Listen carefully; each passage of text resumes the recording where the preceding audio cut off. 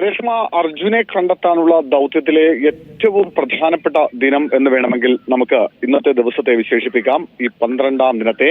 കാരണം ഇതാദ്യമായിട്ടാണ് ഈ 12 ദിവസം നടന്ന തെരച്ചിലിൽ ഇതാദ്യമായിട്ടാണ് പുഴയുടെ അടിത്തട്ടിലേക്ക് ഇറങ്ങിയുള്ള പരിശോധന നടക്കുന്നത്.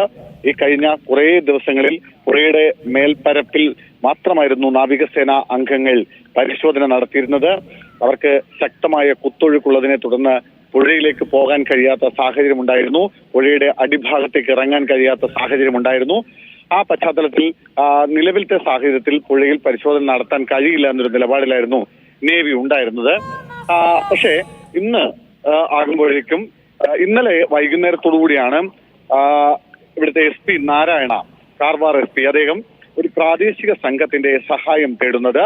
അത് ഉടുപ്പിക്കടുത്ത് മാൽപ്പെ എന്ന് പറയുന്ന സ്ഥലത്ത് ഉള്ള ഒരു സന്നദ്ധ പ്രവർത്തകരാണ്, മുങ്ങൽ വിദഗ്ധരാണ്. ഈ മാൽപ്പെ എന്ന് പറയുന്ന ടീം അവരവിടെ പരമ്പരാഗതമായി മത്സ്യത്തൊഴിലാളികളാണ്. മാത്രമല്ല അവർ നേരത്തെ തന്നെ നിരവധി തവണ, പലതവണ ഇത്തരത്തിൽ ഏതാണ്ട് 1000-ഓളം തവണ ഇത്തരത്തിൽ വലിയ അതിസാഹസികമായ സ്ഥലങ്ങൾ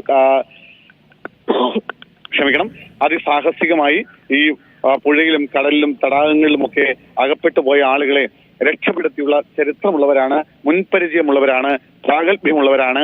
അത്തരം ടീമിനെ ആ ടീമുമായി കാർവാർ SP ബന്ധപ്പെടുന്നു. ഈ പുഴയിൽ മുങ്ങി പരിശോധന നടത്താൻ കഴിയുമോ എന്ന് ചോദിക്കുന്നു. അവരെന്തായാലും ആ ദൗത്യം ഏറ്റെടുക്കുന്നു. അവരെ സംബന്ധിച്ച് അതൊരു ടാസ്ക് ആയി തന്നെ, ഒരു വലിയ വെല്ലുവിളി എന്ന നിലയ്ക്ക് തന്നെ അവർ ആ ദൗത്യം ഏറ്റെടുക്കുന്നു. തുടർന്ന് ഇന്ന് രാവിലെ 8 മണിയോടുകൂടി ഈ മാൽപ്പെ ടീം, അതായത് ഈശ്വർ മാൽപ്പെ എന്ന് പറയുന്ന ഒരാളുടെ നേതൃത്വത്തിലുള്ള 8-അംഗ സംഘം ഇന്ന് രാവിലെ ഇവിടെ എത്തി. അതിനുശേഷം അവർ SP-യുമായി ബന്ധപ്പെട്ടു. എല്ലാ സൗകര്യങ്ങളും, അതായത് അവർക്ക് പുഴയിൽ ഇറങ്ങാനുള്ള എല്ലാ സൗകര്യങ്ങളും ഏർപ്പെടുത്തി കൊടുക്കാമെന്ന് SP വാക്ക് നൽകുന്നു. പക്ഷേ അതിൽ ജില്ലാ ഭരണകൂടം എടുത്തൊരു നിലപാടുണ്ട്. അത് നാവികസേനയുമായി കൂടി സഹകരിച്ച് മാത്രമേ പുഴയിൽ ഇറങ്ങാൻ പാടുള്ളൂ, അവരുടെ നിർദ്ദേശങ്ങൾ കൂടി പാലിച്ച് മാത്രമേ പുഴയിൽ ഇറങ്ങാൻ പാടുള്ളൂ എന്നൊരു നിർദ്ദേശം ജില്ലാ കളക്ടർ ലക്ഷ്മിപ്രിയ മുന്നോട്ട് വെക്കുന്നു. അതേ തുടർന്ന് നാവികസേനാ അംഗങ്ങളും ഈ ഇവിടെ എത്തിയിട്ടുള്ള ടീമും തമ്മിൽ ഒരു ആശയവിനിമയം നടത്തുന്നു. അതിനുശേഷം ഇവർ സംയുക്തമായി പുഴയിലേക്ക് ഇറങ്ങാൻ തീരുമാനിക്കുന്നു. ആദ്യം ടഗ് ബോട്ടുകൾ ഇറക്കി അത് നങ്കൂരം ഇടിപ്പിച്ച് അതിൽ കയറി നിന്ന് ഡൈവ് ചെയ്യാനായിരുന്നു തീരുമാനിച്ചിരുന്നത്. പക്ഷേ ടഗ് ബോട്ടുകൾ എത്താൻ വൈകി, മാത്രമല്ല അതിന്റെ സാങ്കേതിക വിദഗ്ധർ എത്താൻ വൈകി. അതേ തുടർന്നാണ് നിലവിൽ കുന്താപുരത്ത് നിന്ന് ഈ മത്സ്യബന്ധന ബോട്ടുകൾ എത്തിക്കുന്നു. മത്സ്യത്തൊഴിലാളികൾ അതിനൊപ്പം എത്തുന്നു. അവരുടെ കൂടി സഹായത്തോടെ ഈ മത്സ്യബന്ധന ബോട്ടുകളിൽ കയറി ഈ ഇവിടെ നിന്നെത്തിയ സംഘം, അതായത് മാൽപ്പയിൽ നിന്നെത്തിയ സംഘം ഈ മൺകൂനിക്ക് സമീപത്തായി എത്തുന്നു. നമുക്കറിയാവുന്നതുപോലെ കരയിൽ നിന്ന് 132 മീറ്റർ അകലെയാണ് ഈ സ്പോട്ട്, അതായത് ട്രക്ക് എന്ന് സംശയിക്കുന്ന അല്ലെങ്കിൽ ഏറ്റവും സാധ്യതയുള്ള ഈ സ്പോട്ട് ഉള്ളത്. ആ സ്പോട്ടിലേക്ക് എത്തപ്പെടുന്നു. അവിടെ ആദ്യം മൺകൂനിയിലെത്തുന്നു. മൺകൂനിക്ക് സമീപത്തായി ബോട്ട് നങ്കൂരമിട്ട് ഉറപ്പിക്കുന്നു. അതിനുശേഷം മാൽപ്പെ ടീമിലെ ഒരംഗം തുടരൂ. നമുക്കിതുമായി ബന്ധപ്പെട്ട് ചില പ്രതികരണങ്ങളിലേക്ക് കൂടി പോകേണ്ടതുണ്ട്. ഇപ്പോൾ മുൻ major general M Indrapal telephone ലൈനിൽ ചേരുന്നുണ്ട്. സർ, ഇതുവരെയുള്ള രക്ഷാപ്രവർത്തനത്തിൽ ഏറ്റവും അരികെ നമ്മൾ എത്തി നിൽക്കുന്നു എന്ന ഈ ഘട്ടത്തിൽ പറയാൻ കഴിയുമോ? സോറി, എനിക്ക് പ്രശ്നം മനസ്സിലായില്ല, ഒന്നുകൂടെ പറയൂ.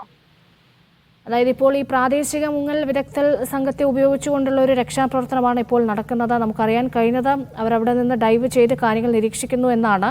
അപ്പോൾ ഇതുവരെയുള്ള രക്ഷാദൗത്യത്തിൽ അതിന്റെ ഏറ്റവും അടുത്ത് നമ്മൾ എത്തിയെന്ന് ഇപ്പോൾ പറയാൻ കഴിയുമോ എന്നാണ്? യെസ്, നമുക്ക് ഐ തിങ്ക് ആ പ്രോബിലിറ്റി വളരെ ഹൈ ആണ്.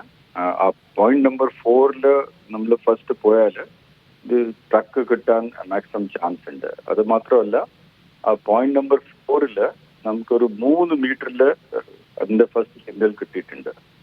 ബാക്കി പോയിന്റ്സിലൊക്കെ it is below 6 metres.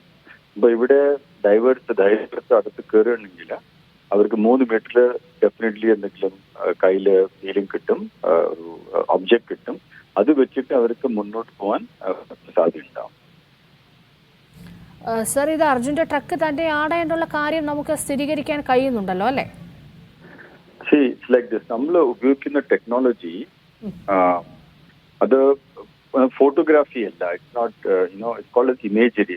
Data patterns, സിഗ്നേച്ചറും ഒരു റഡാർ സിഗ്നേച്ചേഴ്സ് ഒക്കെയാണ്. അപ്പോൾ you don't see any image അതിൽ കാണാൻ പറ്റില്ല. ഈ ടെക്നോളജിയിൽ നമ്മൾ ഡയലക്ട്രിക് പിടിച്ചിട്ട് വി ആർ ഓൺലി ക്യാപ്ചറിങ് ഒരു സിഗ്നേച്ചർ, അതിനെ ഇന്റർപ്രറ്റ് ചെയ്യാൻ നോക്കുകയാണ്.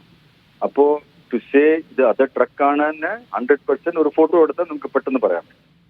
ഇത് ചിലപ്പോൾ നമുക്ക് പ്രഡിക്ഷൻ ചെയ്യാൻ പറ്റും. പക്ഷെ നമ്മുടെ പ്രഡിക്ഷൻ പ്രകാരം which is substantiated by data, substantiated by signals, അതിൽ ഈ CP4 ഏറ്റവും കൂടുതൽ probability. That's the best we can